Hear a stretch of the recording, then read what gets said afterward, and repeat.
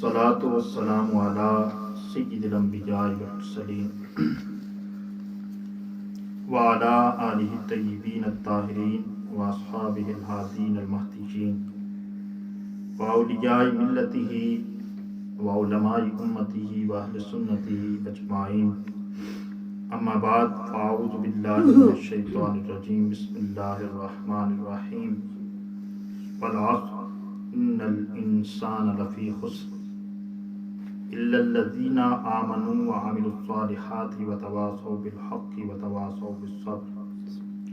صدق اللہ مولانا العظیم وبلغنا رسولہ النبی الامین الرؤوف الرحیم الکریم ونحن علی ذلک من الشاہدین والشاکرین والحمد للہ رب العالمین.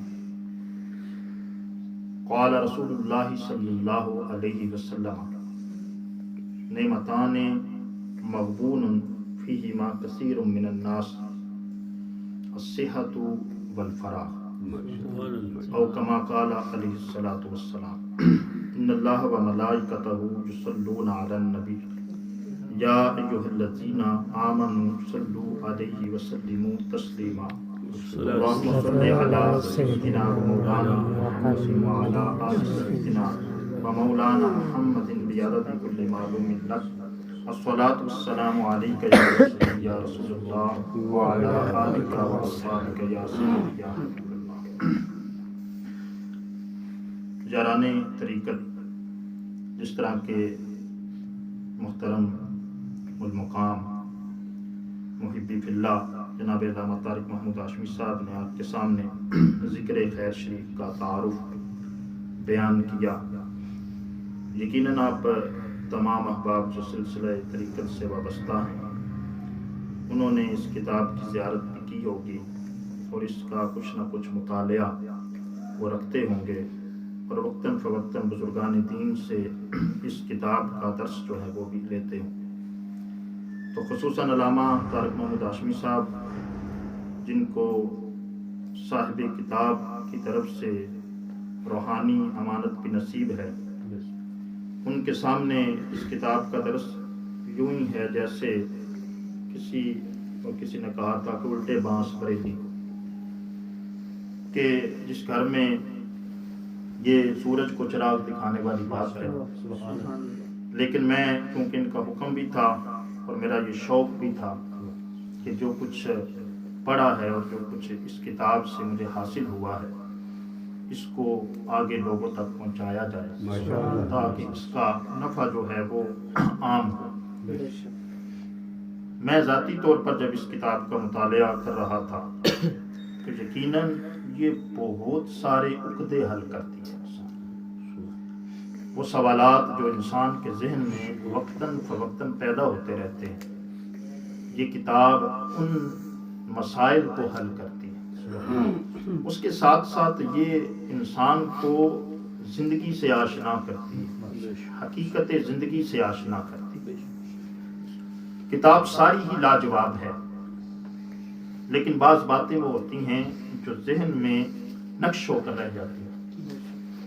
تو اس کتاب میں سے میں نے ایک بات پڑھی اور وہ میرے ذہن پر نقش ہو کر رہ گئی، اور میں نے اس بات کو کئی جگہوں پر بیان بھی کیا.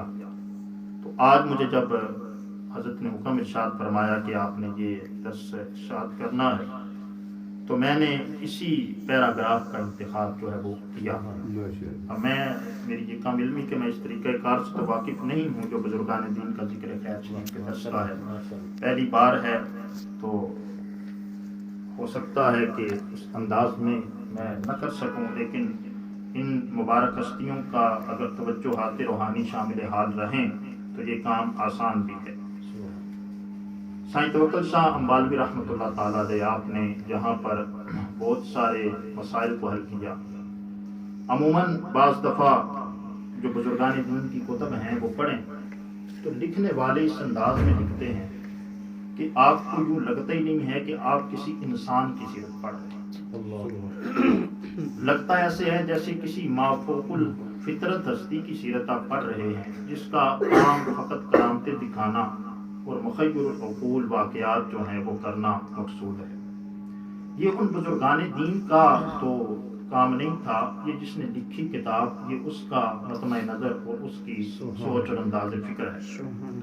لیکن اس کتاب کی جو خاصیت ہے وہ یہ ہے کہ حضرت نے اس کے اندر کوئی خیالی باتیں نہیں جمع کر، بلکہ انہوں نے جو شب و روز اپنے پیر و مرشد کی بارگاہ میں گزارے اور جس انداز میں انہوں نے یہ واقعات اور فرمودات اکٹھے کیے ہیں، یہ کوئی عاشق ہی اپنے معشوق کے لمحہ لمحہ ساتھ رہے اور جو جو باتیں انہوں نے ارشاد فرمائی ان سب کو سپرد کرداس کرنا اور پھر اس کو لوگوں تک پہنچانا، یہ یقیناً اس کے اندر بہت جذبہ کار فرما تھا، جو آج ہم بھی یہ بیٹھ کر ان کی اس کتاب کا درس جو ہے وہ سننے کے ساتھ متاثر کر رہے ہیں. آپ نے ارشاد فرمایا کہ یہ بات کے اندر کے باب ہے مجاہدہ، ذکر و فکر، مجذوب اور سفر در وطن. تو اس کے دوسرے صفحہ پر ہی ایک بات کا یہاں پر نقل کی گئی ہے. آپ فرماتے ہیں کہ ایک روز حبس دم کا ذکر تھا، یعنی کہ سائیں توکل شاہ امبالوی رحمۃ اللہ تعالیٰ علیہ کی مجلس تھی اور اس کے اندر یہ حبس دم ایک صوفیاء کی اصطلاح ہے اور ان کا ایک طریقہ کار ہے، یہ اس کا ذکر اس مجلس کے اندر جاری تھا. حبس کہتے ہیں روک لینے، حبس کسے کہتے ہیں؟ روک لینے کو. اور دم انسان کے سانس کو کہا جاتا ہے کہ سانس روکنا. تو صوفیاء مختلف ذکر کے لیے طریقہ کار استعمال کرتے ہیں، تو یہ بھی ذکر کا اور مجاہدہ کا ایک طریقہ کار ہے. تو کہتے ہیں کہ ایک روز حبس دم کا ذکر تھا. آپ نے ارشاد فرمایا کہ سانس کا لینا ہی خدا تعالیٰ کی ایک بڑی نعمت ہے. یعنی کہ ایک ایک سانس اللہ تعالیٰ کی نعمت ہے. تو انسان اللہ تعالیٰ کی نعمتوں کا شکر ادا کرنا اس کے لیے کیا ہے؟ ضروری ہے. کہ اللہ رب العزت نے ارشاد فرمایا کہ تم اللہ کی نعمتوں پر شکر ادا کرو، واشکروا لی ولا تکفرون، کہ تم شکر ادا کرو اور انکار نعمت جو ہے وہ نہ کرو. کیونکہ شکر جو کرتا ہے، ارشاد فرمایا لئن شکرتم لازیدنکم، کہ اگر تم شکر کرو گے تو میں اس نعمت کے فیض کے اندر کیا کروں گا؟ اضافہ کروں گا. وَلَئِن كَفَرْتُمْ إِنَّ عَذَابِي لَشَدِيدٌ، لیکن اگر تم نے شکر نہ کیا، رویہ دوسرا اپنایا، تو کیا کرو؟ پھر یہ بات یاد رکھو، إِنَّ عَذَابِي لَشَدِيدٌ، بے شک میرا عذاب جو ہے وہ بھی بہت سخت ہے. تو ارشاد فرماتے ہیں کہ سانس لینا ہی خدا تعالیٰ کی ایک بڑی نعمت ہے اور ہر نعمت کے بدلہ میں شکر کرنا ضروری ہے. فقیروں کے نزدیک سب سے بڑا اور سب سے مقدم شکر ذکر کرنا ہے. سب سے بڑا اور سب سے مقدم شکر یہ ہے کہ جس نے وہ نعمت کی ہے اس کو ہر پل یاد رکھا جائے. ذکر کا کیا مطلب ہے؟ یاد. ذکر کا کیا مطلب ہے؟ یاد. زبان سے ذکر نہیں ہے. اگر ذکر فقط زبان پر ہے، دل کے اندر یاد ہی کوئی نہیں ہے، تو وہ ذکر کے معنی کے اندر آ سکتا نہیں. تو مطلب یہ ہوا کہ فقیر ہر وقت اللہ کو اپنے دھیان کے اندر رکھتا ہے، اللہ کی طرف دھیان رکھتا ہے. فقیر ہر وقت اللہ کی یاد میں محو رہتا ہے. وہ دنیا کے کاموں کے اندر مصروف بھی ہو، پھر بھی اس کی کیفیت یہ ہوتی ہے کہ حد کار ولے دل یاد. تو فقیروں کا سب سے مقدم شکر کیا ہے؟ ذکر کرنا. اور یہی معنی ہے فاذکرونی اذکرکم کے، کہ تم مجھے یاد کرو اور میں تمہیں یاد کروں گا. تو دن رات میں 24,000 سانس آدمی لیتا ہے. دن رات میں انسان کتنے سانس لیتا ہے؟ 24,000. اس میں یہ فائدہ ہے، یعنی کہ اب حبس دم، سانس روک کر جو بزرگ ذکر کرتے ہیں اس کا فائدہ یہ بیان کیا جا رہا ہے. شاہ فرماتے ہیں کہ اس میں یہ فائدہ ہے کہ دنیا کے کاموں اور بات چیت وغیرہ دوسرے شغلوں میں جو سانس ضائع ہوتے ہیں، یہ ہے احساس زیاں جس کو کہا جاتا ہے. کہ جو سانس بھی، یہ صوفیہ کی تعلیمات میں سے ہے نا، کہ جو دم غافل سو دم کافر. کافر ناشکری کو بھی کہتے ہیں کہ انسان اب یہ نعمت کے اوپر شکر کرنا واجب ہوا، لیکن سانس بھی نعمت ہے. سانس کے اوپر اگر شکر نہیں کیا تو مطلب یہ ہے کہ اللہ کی یاد سے وہ غافل رہا اس سانس کے اندر. تو اب وہ سانس جو ہے وہ غفلت میں گیا اللہ کی یاد سے غفلت میں گیا تو وہ سانس تو ضائع ہو گیا. وہ سانس کیا ہو گیا؟ ضائع ہو گیا. اس سانس کی جو نعمت آئی تھی وہ نعمت تو آ کر چلی گئی، لیکن اس میں جس نے نعمت کی تھی اس کی یاد نہیں آئی. سانس نعمت تھی، نعمت کو استعمال کر لیا، لیکن جس منعم نے وہ نعمت کی ہے اب وہ یاد نہیں آیا، گویا اس کا حق ادا نہیں ہوا. ارشاد فرمایا کہ جو سانس ضائع ہوتے ہیں دنیا کے کاموں اور بات چیت وغیرہ میں اور دوسرے شغلوں میں، جو سانس ضائع ہوتے ہیں اور ان میں ذکر خدا نہیں ہوتا، اور ہمارے ذمہ ہر سانس پر ذکر کرنا فرض تھا. ہمارے ذمہ ہر سانس پر ذکر کرنا فرض تھا. 24,000 مرتبہ بندہ سانس لیتا ہے اور ہر سانس کے اوپر ذکر کرنا کیا تھا؟ فرض تھا. لیکن کچھ سانس جو ہیں وہ دنیاوی شغلوں کی وجہ سے، بات چیت کی وجہ سے وہ ضائع ہو گئے. تو ارشاد فرمایا کہ حبس دم میں ان سانسوں کی قضا ہو جاتی ہے جو خالی گزر گئے. حبس دم میں ان سانسوں کی قضا ہو جاتی ہے جو خالی گزر گئے تھے. مثلا اگر انسان اگر 1 منٹ کے اندر فرض کر لیں کہ وہ 60 مرتبہ سانس لیتا ہے، 1 منٹ کے اندر 60 مرتبہ سانس لیتا ہے، اب وہ انسان جو ہے وہ اس نے 30 منٹ فرض کریں 30 سانسیں اس نے اللہ کا ذکر کیا، 30 سانسیں ذکر نہیں کر سکا. تو اب وہ صوفیاء کیا کرتے ہیں کہ اگلے منٹ کے اندر اب وہ پچھلے جو سانس ضائع چلے گئے تھے اگلے منٹ کے اندر اپنے سانس کو روک لیتے ہیں، اپنے سانس کو روک لیتے ہیں اور سانس روک کر اس کا ذکر کرتے ہیں تاکہ جو پچھلے سانس ضائع ہو گئے تھے اس کے ذکر کے بغیر ان سانسوں کی قضا ہو، ان سانسوں کی قضا ہو جائے. ارشاد فرمایا جس طرح کہ نماز قضا ہو جاتی ہے اور اس کا دوسرے وقت میں ادا کرنا ضروری ہوتا ہے، اس طرح فقیروں کے نزدیک اللہ تعالیٰ کی یاد فرض ہے، ہر لمحہ یاد فرض ہے. تو جو سانس اللہ تعالیٰ کی یاد سے غفلت میں گزرے ہم اس کی اس طرح قضا کرتے ہیں، ہم اس کی اس طرح قضا کرتے ہیں. اب یہ بات تو ایک ہو گئی، لیکن اس سے ہمیں کیا سمجھ آتا ہے کہ اللہ والے سب سے زیادہ جو اہمیت ہے جو قرآن اور سنت نے دی ہے وہ وقت کو دیتے ہیں. کیونکہ وقت کو انسان جتنا یوٹیلائز کر لے، جتنا اس سے نفع حاصل کر لے. بزرگان دین میں سے ایسی ہستیاں بھی دنیا کے اندر تشریف لائی ہیں جو روٹی کی جگہ پر سفوف استعمال کیا کرتے تھے. ان سے پوچھا گیا کہ آپ ایسا کیوں کرتے ہیں؟ انہوں نے کہا کہ روٹی کھانے میں اور اس کو چبانے کے اندر اور سفوف استعمال کرنے کے اندر کئی تسبیحات کا وقت مل جاتا، کئی تسبیحات کا وقت مل جاتا. اب یہ باتیں ہمارا جو لیول ہے اس سے بہت اونچی ہیں.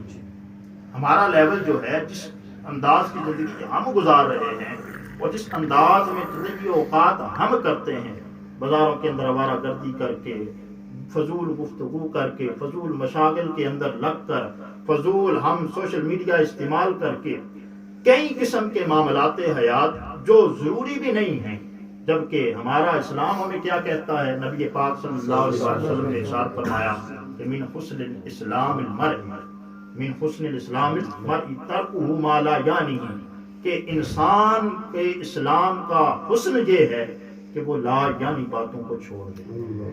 لا یعنی باتوں کو چھوڑے گا تو اپنے وقت کو صحیح استعمال کرے گا.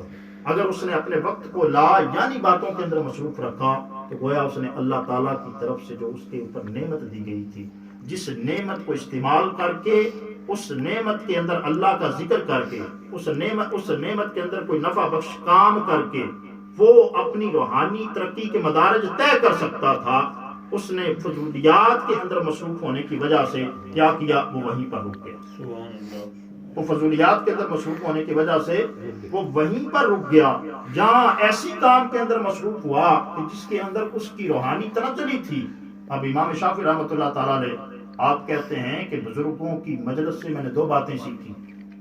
بزرگوں کی مجلس سے، اب اللہ والے کی مجلس کا فائدہ یہ ہوتا ہے کہ انسان کو حکمت نصیب ہوتی ہے، اور حکمت سب سے بڑی حکمت کس چیز کا نام ہے؟ کہ چیز کو اس کی اصل جگہ کے اوپر رکھنا.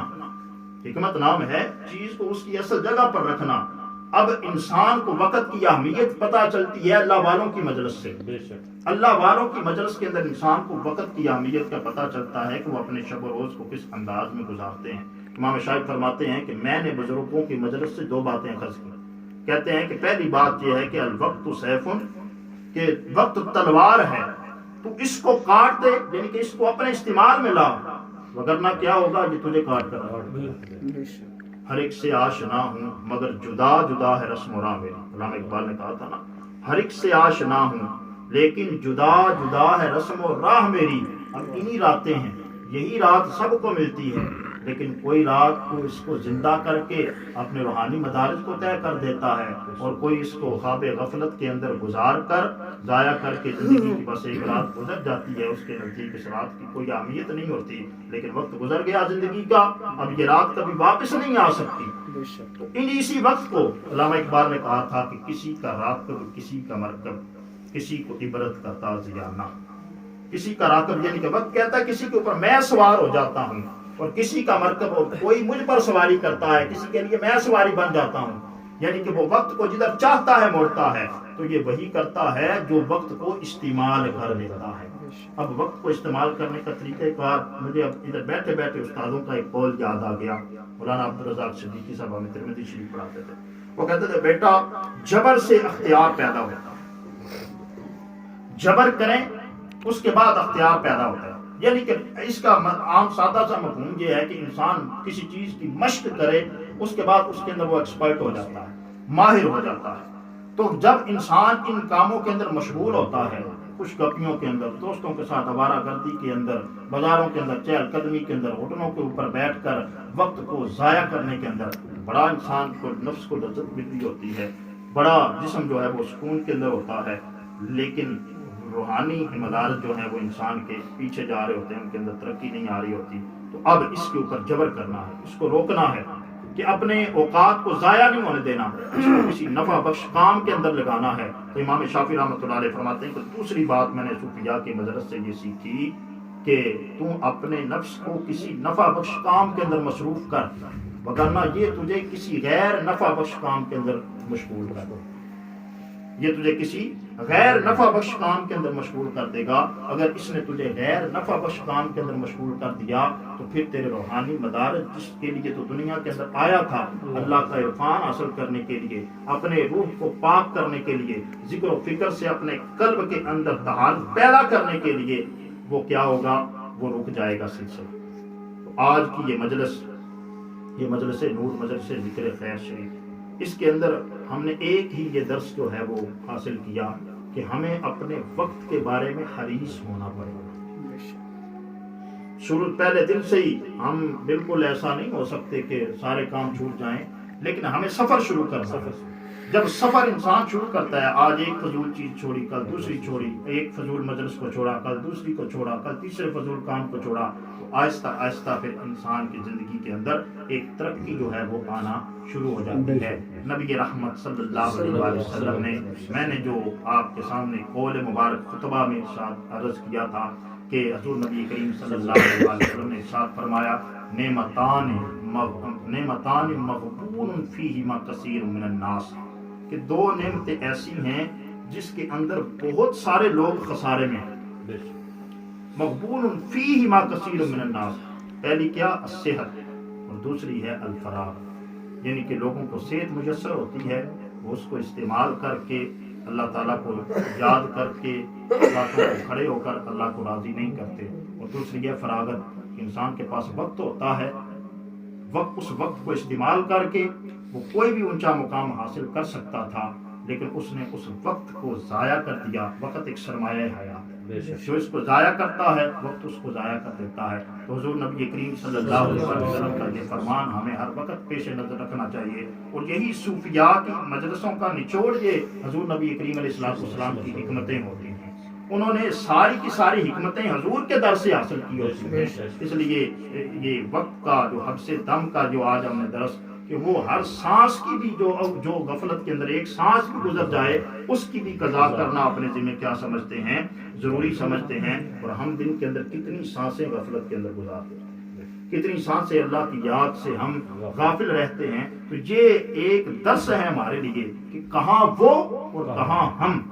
تو یہ احساس ضیاء ہے جب کسی کے بارے میں یہ تصور پیدا ہو جائے نا کہ کہاں وہ اور کہاں ہم، کہ ان کی زندگی کے تو اتوار یہ تھے، انہوں نے یوں ہی تو نہیں نا مقام پا لیے. آج توکل شاہ ادھر بیٹھ کر بھی ہو رہی ہے، کس وجہ سے ہو رہی ہے؟ فاذکرونی اذکرکم.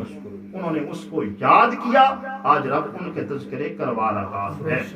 تو اس لیے ان کی زندگیوں کا درس یہی ہے کہ وقت کو درست طریقے سے استعمال کیا جائے. جتنا آپ وقت کو یوٹیلائز کریں گے، وقت سے نفع حاصل کریں گے، آئندہ زندگی کے اندر بھی اور اس زندگی کے اندر بھی اتنا ہی ہم اس کا پھل جو ہے وہ حاصل کریں گے. کسان کے پاس سب کچھ میسر ہو، بیج بھی ہو، موسم بھی ہو، لیکن وہ جا کر پھل بیج کو فصل کے اندر بوئے نہیں تو وقت گزر جاتا ہے. بارشیں ہوتی ہیں لیکن بیج ہی بویا ہوا کوئی نہ ہو تو پھر کیا ہوتا ہے؟ اس کا پھل حاصل نہیں کر سکتا. اس لیے ہمیں آج بیج بونا ہے، آج وقت ہے. یہ دنیا آخرت کی کھیتی ہے. اس کا مطلب یہی ہے کہ جتنے بیج عمل صالح کے بو سکتے ہو، ذکر الہی کے جتنے بیج بو سکتے ہو وہ بو لو. کل اللہ رب العزت تم پھل عطا فرمائے گا اور تم اس کو کاٹو گے. وما علیہ الا البلاغ.